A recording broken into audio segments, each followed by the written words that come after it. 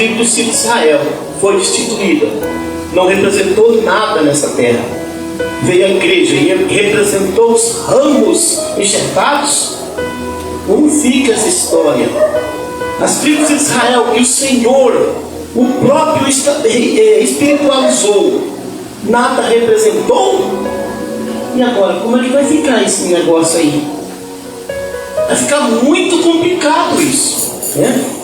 As pessoas depositam fé nesses grupos porque desconhecem a sua fundação. Então muita gente não tenta abrir essa fé porque eles não sabem essa fundação aqui. Porque quem sabe essa fundação aqui, ele não vai colocar fé. Por quê? Porque ele vai ver.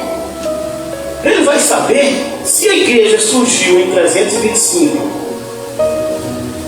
E quem estava antes da igreja? Ninguém. Então Cristo não veio. Então Cristo não fez nada na terra. Os discípulos não existiram. Os irmãos também não existiram. Nada aconteceu. Não teve história para trás da igreja. E oficializou como sendo ramos enxertados.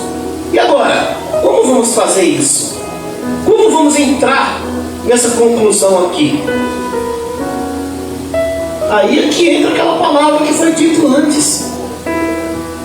Quando eles verem apertados, que essa situação não encaixa, e eles se verem, aí eles vão surtar, né? E começar a blasfemar do sumo sacerdote de Jesus, né? Glórias a Deus. É perceptível que, sem conhecimento prévio, as ilusões do tipo predominam, tá? Então, irmãos, essa é a realidade. As ilusões desse tipo predominam quando não tem conhecimento. E volto a lembrar, o próprio Deus disse na palavra: o meu povo pereceu porque lhe faltou conhecimento. Agora vem um item bastante desafiante aqui, porque aqui também é uma história, viu, irmãos? A palavra de Deus, a Escritura Sagrada é uma história, mas uma história real, inspirada e verdadeira, tá? Todas as histórias são verdadeiras, mas elas são reais e inspiradas, tá? Ela tem outro tipo de história, uma história mais recheada, porque ela vem do próprio Deus, né? Se devemos ter fé e confiança na história, o relato bíblico deve ser considerado o mais importante da nossa vida, tá? Então, o relato bíblico deve ser considerado, tá? Então, você vai ficar com a história que surgiu, que o homem escreveu sem inspiração de 325 para cá, ou uma história bíblica que veio escrita até o ano 103. Porque a Bíblia foi concluída, os livros sagrados foram concluídos aproximadamente no ano 103. Você vai ficar pela escrita do ano 325 ou pela escrita do ano 103 para trás. Então, eu fico com 103. Então, você fala que você é um ramo enxertado e está com a Bíblia de alguém que nem ramo é. Mas quem escreveu foi o próprio judeu, foi o próprio israelita que escreveu. Aí muita gente se engana. Lucas era gentil, Paulo era meio gentil, né? Muitos eram gentios. Daniel, ele era judeu, mas utilizou uma palavra em persa. Na verdade, o livro de Daniel é persa. Agora, o que nós vamos dizer aqui? O que as pessoas vão se colocar nesse conteúdo aqui?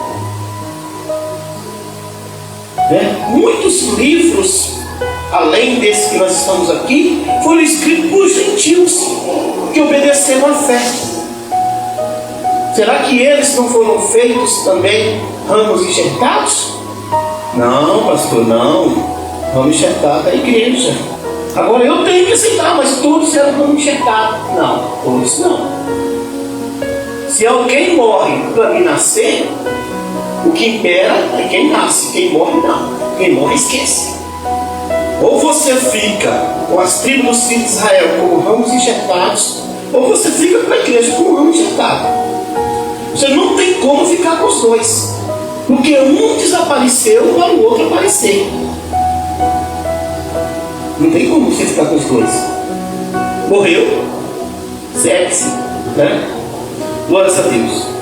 2 Timóteo 3,16.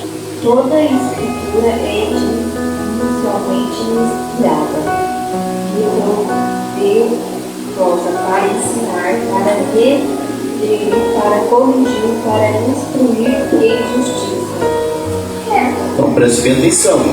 Aqui está falando toda a escritura. Por que Paulo escreveu a Timóteo toda a escritura? Porque na época não existia Bíblia, existia a escritura. A Bíblia apareceu no tempo que a igreja apareceu, tá? A Bíblia, ela surgiu em 325. A igreja surgiu em 325. A religião surgiu em 325. E aí, antes era a escritura. Por isso que nós também falamos. E nós falamos aqui com clareza. Toda a escritura é divinamente inspirada e proveitosa para ensinar, para redarguir, para corrigir, para instruir em justiça. Tá? Então, saiba que toda a escritura, por isso eu digo, na escritura não contém a palavra de Deus, na escritura ela é a palavra de Deus. A Bíblia contém a palavra de Deus, mas a escritura é a palavra de Deus. Tá? Que é isso, pastor? Os livros antes da Bíblia era a escritura. Tá? Tá aqui a escritura, parte dela tá aqui? Tá aqui. Glória a Deus. Nós sabemos qual e por isso vamos honrar a Deus por isso, né?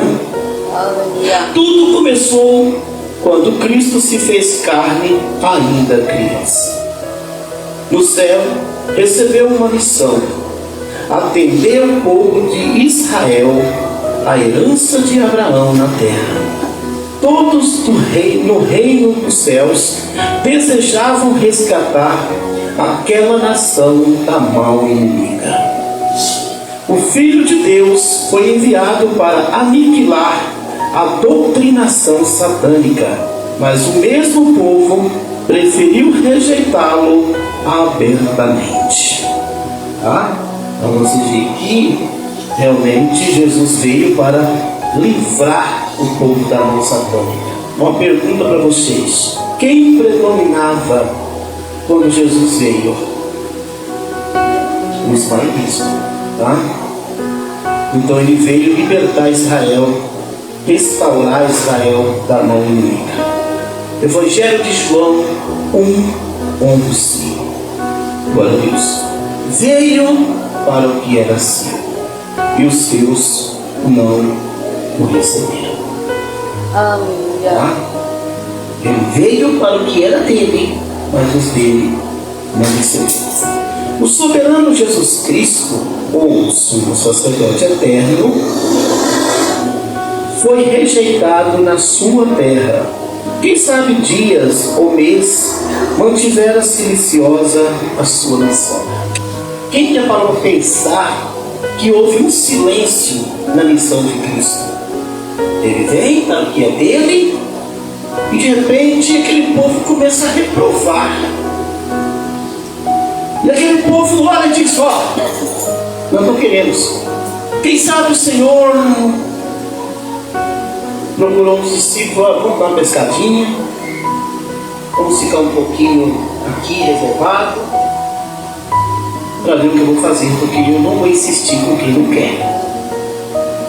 Quem sabe o Senhor falou: vamos orar no monte, né? Vamos buscar a Deus. O silêncio na missão de Cristo. E ele de repente diz: farei diferente. Eu vou buscar quem encontrar. E aqueles que me receberem, farei filhos de Deus. Aleluia. Então, se você vê no versículo 11, no versículo 12, você vê uma pescaria de Jesus, uma oração no monte, uma conversinha com os irmãos, um silêncio na sua trajetória. Na nossa Bíblia, esse período não foi contado, mas houve um silêncio do Senhor. Então, acabado o tempo, ele levantou a sua voz e disse: eu chamarei de filho aquele que autenticar o meu sacerdócio na terra. Hebreus capítulo 4, versículo 14. Visto que temos o grande sumo sacerdote Jesus, Filho de Deus, que penetrou nos céus, reteiamos firmemente a nossa confissão. Aí, então, é preciso ter essa confissão para que tornasse ramo enxertado. Tá? Se não fizer essa confissão, não é ramo enxertado. Porque se eu tornar ramo enxertado sem a confissão do sacerdócio de Cristo, eu estou automaticamente renegando a própria Bíblia, renegando quem escreveu a Bíblia, Jesus, renegando o trabalho dos discípulos, renegando tudo. Por quê? Porque automaticamente eu estou me fazendo de ramo. E quando eu me faço de ramo fora do padrão espiritual que a Bíblia fala, eu estou negando os que foram espirituais e que seriam ramos e não foram. Então eu estou dizendo que eles não são ramos, eu sou. Então eu estou negando tudo. E negar aquelas primícias lá é sofrimento, meus irmãos. É por isso que a igreja nunca firma. Tem umas que levantam bonita, fazem a doutrina bonita, mas dentro de pouco tempo ela está lá com aquele mundão lá dentro. O que é isso? Maldição. Ela não consegue se firmar. Maldição. Outras já abrem logo para encher mesmo o bolso, né? Então não funciona desse jeito. Mas resumindo tudo, maldição. Por quê? Porque quer tornar ramos enxertados sem o sacerdócio de Cristo. Não existe tornar-se ramo enxertado sem o sacerdócio de Cristo. Porque o sacerdócio de Cristo foi adquirido na cruz. Então eu tenho que trazer aquela marca da cruz para a minha vida, né? Se eu não trazer a marca da cruz da minha vida, eu não sou ramo enxertado. Eu falo que sou, mas não sou. Meu Deus do céu, meu Senhor Jesus. Eu não sei se as pessoas que estão nos ouvindo, se elas estão propriamente preparadas para um estudo tão avançado como esse, né? Mas o Espírito Santo se encarregará de fazer o seu trabalho, né? Mesmo Cristo sendo rejeitado em Israel, muitos o aceitaram como Senhor. Por qualquer circunstância, atualmente, quem autenticar o sacerdócio de Cristo tornará árvore original, tá? Então você autentica o sacerdócio de Cristo e através de Cristo você se tornará uma árvore original, se tornará um israelita original pela palavra, tá? Acontece que ali foi concluída a salvação judaica. Como já esperado, muitos preferiram seguir o sacerdócio ismaelita. Então vocês sabem que Cristo tornou-se sumo sacerdote, o sacerdote ismaelita seguiu, e muitos preferiram seguir o ismaelismo, né? Evangelho de João 1:5. A luz resplandece nas trevas, e as trevas não prevaleceram contra ela, tá? Então, eu querer apagar a luz de Cristo é me tornar um ramo enxertado sem o sacerdócio de Cristo. Porque se tudo é o sacerdócio de Cristo, então para me tornar um ramo, eu tenho que ser o sacerdócio de Cristo, né? Glórias a Deus. Irmãos, as coisas são um pouquinho mais do que as pessoas pensam, né? Depois de haver anunciado em Jerusalém o Evangelho do Reino, partiram para os confins da terra. Isto após revestidos de poder, tá? Depois do cenáculo ali, e houve aquele vestimento de poder, a descida do Espírito Santo. Então eles partem para os confins da terra, para o povo gentil. Amém? Para o povo gentil, para fazer aquele povo gentil tornar-se israelita através do sacerdócio de Cristo, tá? Então vocês perceberam que Cristo foi para o céu, deixou o seu sacerdócio e tornou-se todo mundo israelita pelo sacerdócio de Cristo na terra. Então o marco do sacerdócio de Cristo é para fazer todo mundo ser israelita. Por quê, pastor? Porque Deus tem uma promessa feita a Abraão, e não a Balaque, e não a Balaão, tá?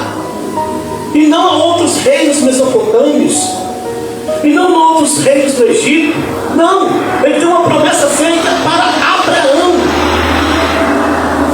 A promessa é para Abraão. Isso é a realidade. E se a promessa é para Abraão, vocês veem aqui na palavra de Deus, né? Capítulo 12, versículo de número 3 de Gênesis: em ti, Abraão, serão benditas todas as famílias da terra, e aqueles que te abençoarem, eu vou abençoar, e aqueles que te amaldiçoarem, eu o amaldiçoarei. Então vocês percebam que a promessa é feita para Abraão, e a única forma de tornar-se filhos de Abraão é através do sacerdócio de Cristo agora, como sendo um ramo enxertado para tornarmos promessa de Abraão. Como a árvore natural não produziu ramos para trazer sombra à terra, quisera Deus enxertar outros galhos na oliveira, né? A fim de que os frutos e a sombra sustentem e cobrem a terra, tá? Qual era o propósito de Deus? Fazer esse Israel o espelho da terra, tá? O propósito de Deus é tornar Israel uma nação que predominaria em todos os tempos pela terra.